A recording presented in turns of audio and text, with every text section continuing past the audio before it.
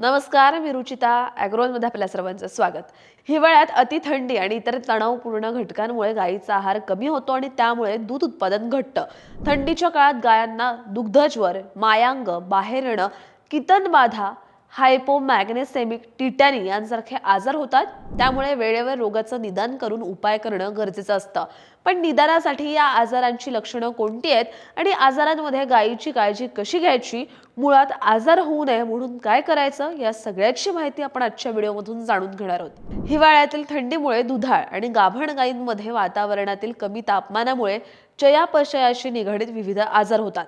थंड वातावरणात गायीच्या शरीरावर तण येऊन त्या अशक्त होतात आणि त्यांची प्रतिकारक शक्ती कमी होते. हिवाळ्याच्या दिवसात मोठ्या प्रमाणावर गायींमध्ये प्रसूती होते. गायी गाभण काळाच्या शेवटच्या टप्प्यात असतात. अशा वेळी थंड आणि इतर कारणांमुळे त्यांचा आहार कमी होतो. त्यामुळे त्या दूध कमी देतात. थंडीच्या काळात प्रामुख्याने कॅल्शियम कमतरतेमुळे होणारा दुग्धज्वर, प्रसूतीपूर्व किंवा प्रसूती पश्चात मायांग बाहेर येणं, आहारातील ऊर्जेच्या कमतरतेमुळे होणाऱ्या कितनबाधा, मॅग्नेशियम कमतरतेमुळे होणाऱ्या हायपोमॅग्नेसेमिक टिटॅनी, स्फुरद कमतरतेमुळे होणारा लालमूत्र आजार दिसून येतो. आता आपण या आजारांची लक्षणं काय काय असतात हे समजून घेऊयात. कोणत्याही आजारात गायीच्या शरीराचं तापमान सामान्य तापमानापेक्षा खूप कमी जाणवतं.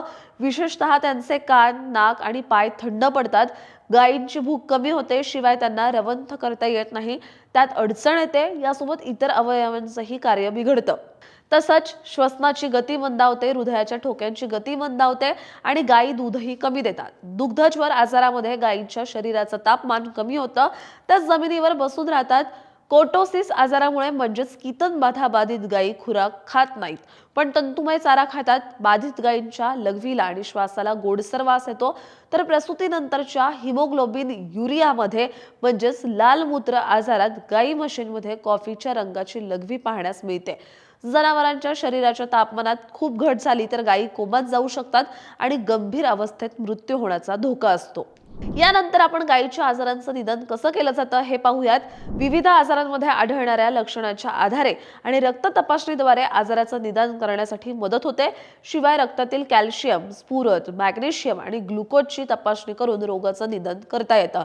यकृताशी निगडीत तपासणी तसंच लघवीशी तपासणी करणंही गरजेचं आहे. याशिवाय सोनोग्राफीच्या मदतीनं गर्भाशय तपासणी करून आजाराचं निदान करता येतं. याशिवाय चयापचयाशी निगडीत आजारांना प्रवृत्त करणारे घटक जसं की वातावरणातील गारवा, थंड वारा आणि गोठ्याचं अपुरं व्यवस्थापनही दुधाळ आणि गाभण संकरित गायींमध्ये धोका निर्माण करतं. आजाराची लक्षणं आणि निदान तर पाहिलं, पण हे आजार झाल्यावर काय उपचार करायचे आणि काय प्रतिबंधात्मक उपाय करायचे ते पाहूयात. मुळात हे आजार थंडीमध्ये बळावतात, त्यामुळे गायींना थंडीपासून वाचवण्यासाठी चांगल्या प्रकारच्या गोठ्याचं व्यवस्थापन करणं आवश्यक असतं. गोठ्याला चारी बाजूंनी उबदार पडदे किंवा बारदान बांधल्याने म्हणजेच गोठ्यात थंड हवा शिरणार नाही आणि गोठा उबदार राहण्यासाठी मदत होईल. गायीचं शरीर सौम्यपणे पोत्यानं, उबदार कापडानं किंवा ब्लँकेटनं झाकावं. गायीला सूर्यप्रकाशामध्ये ठेवावं, जेणेकरून त्यांच्या शरीराचं तापमान समतोल राखण्यास मदत होईल.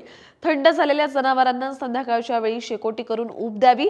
अवघड प्रसूती आणि प्रसूतीच्या वेळी मोठ्या प्रमाणात रक्तस्राव झाला तर पशुवैद्यकाच्या सल्ल्याने लगेच उपचार करावेत. तसंच आहारामध्ये ऊर्जा आणि प्रथिनयुक्त आहारांचा समावेश करावा, जेणेकरून त्या किटोसिस सारख्या आजाराला बळी पडणार नाहीत. तर गायींच्या आहारामध्ये चाऱ्याबरोबर खनिज क्षार मिश्रणाचा समावेश करावा, जेणेकरून खनिजांची कमतरता होऊन गायी चयापचय विकाराला बळी पडणार नाहीत. गायींच्या चाऱ्यामध्ये हिरव्या आणि कोरड्या चाऱ्याचं संतुलन ठेवावं. चाऱ्यामध्ये अचानक होणारा बदल टाळावा. मुबलक प्रमाणात ऊस वाढे उपलब्ध असतील तर जनावरांच्या आहारात वाड्यांचा जास्त उपयोग करू नये.